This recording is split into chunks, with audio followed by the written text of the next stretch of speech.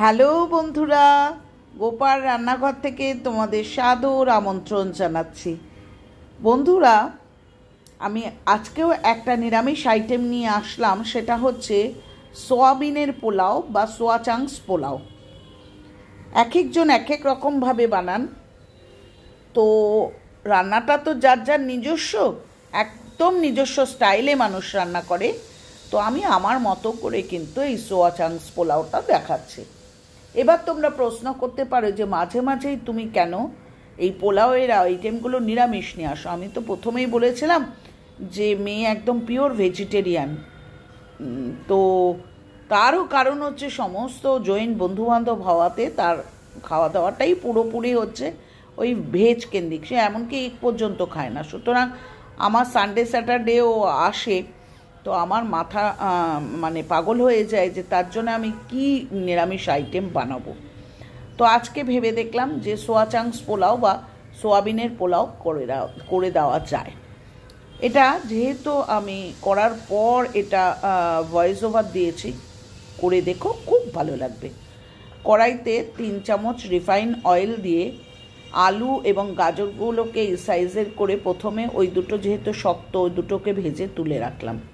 তারপর ফুলকপিটাকে ভেজে তুলে দিলাম। তারপর বিনসটাকে ভেজে তুলে রাখলাম। সোয়াবিনটাকে একটু নুন দিয়ে সেদ্ধ করে নিয়েছিলাম, সেটাও ভেজে তুলে রাখলাম। আর কাজু বাদাম কিশমিশটাকেও তুলে রাখলাম। একটা কথা বলার ছিল বন্ধুরা, আমি দেখাতে ভুলে গেছি, এখানে কিন্তু রিফাইন অয়েলের পরিমাণ একটু বেশি দিয়ে ছোটো এলাচ, দারচিনি, লবঙ্গ, সাদা জিরে ফোড়ন দিয়ে পেঁয়াজ, আদা, রসুন, টমেটোটাকে আংশাতে লাগলাম।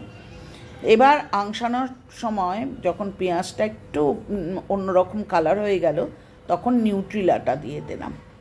দিয়ে হলুদের গুঁড়ো, কাশ্মীরি লঙ্কার গুঁড়ো, ধনের গুঁড়ো এবং জিরের গুঁড়ো দিলাম। একটা ছোট্ট কথা বলার ছিল, সেটা হচ্ছে এখানে কিন্তু 2টো কাঁচা লঙ্কাও দিয়ে দেবে। আচ্ছা, ছোট্ট কথাটা হচ্ছে কিন্তু প্রত্যেকটা সবজি ভেজেছি কিন্তু একটু নুন দিয়ে, নাহলে কিন্তু আলু না কোনো জিনিস কিন্তু ভালো লাগে না, তাই না? তো যাই হোক, আমার আংশানো প্রায় হয়ে এসছে সোয়াবিনটাকে। এরপর আমার কাছেই কিন্তু একটা hot and sweet tomato sauce ছিল। কি করব, মনে হলে এটার মধ্যে দিয়ে দিই। বন্ধুরা, বিশ্বাস করো, যখন বানিয়ে খেলাম তখন দেখলাম কিন্তু খুব সুন্দর হয়েছে। একবার চেষ্টা করে দেখো।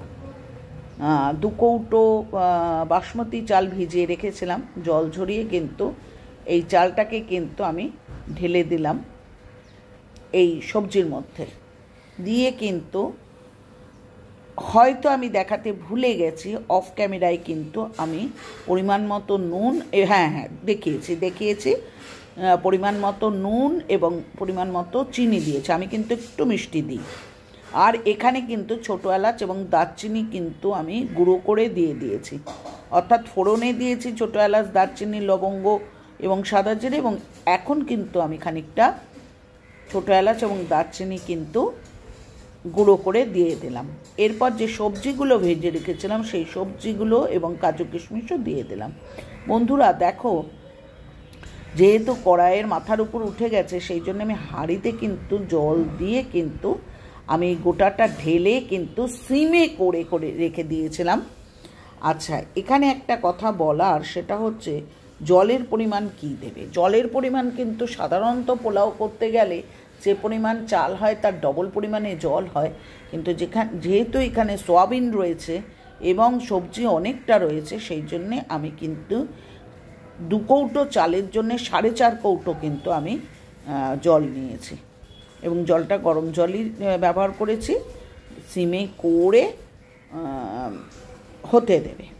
আর মাঝে মাঝে এসে কিন্তু একটু নিচটা নেড়ে দিও, তার কারণ হচ্ছে যেন না নিচেটা ধরে যায়। এবার এই হলো হচ্ছে আমার সোয়া চাংস পোলাও।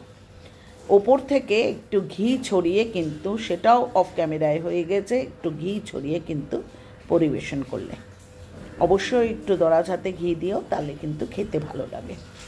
আমি এখানে বুঁদির রায়তা এবং বাটার পনির, অর্থাৎ বাটার পনির মশালার সাথে কিন্তু পরিবেশন করেছি, সাথে কিছু স্যালাড দিয়েছি। তো এই হয়ে গেল একটা কমপ্লিট মিল, বা এই হয়ে গেল একটা কমপ্লিট লাঞ্চের সুন্দর মেনু। বন্ধুরা, প্রতিটা বন্ধু, পুরনো বন্ধু যেরম সুন্দর কমেন্ট করছো, যেরমভাবে ভালোবাসা দিচ্ছ, রিয়েলি আমি গ্রেটফুল তোমাদের কাছে। মানে প্রত্যেকের কথা আলাদা আলাদা করে বলতে হয়, যে প্রত্যেকে যেন একটা সত্যি এত সুন্দর আমাদের মধ্যে বন্ডিং হয়েছে। আর নতুন বন্ধুরা, সেইভাবে তোমরাও এসো না, চ্যানেলটাকে সাবস্ক্রাইব করো, লাইক করো, কমেন্ট করো, শেয়ার করো। আমার একার কথা বলছি না, সবার চ্যানেলগুলো ফুল ভিজিট করো, ঠিক আছে? যাতে সবারই উপকার হবে। আজ আসি, ভালো থেকো, সবাই সাবধানে থেকো। পরের দিন ফিরবো নতুন আইটেম নিয়ে।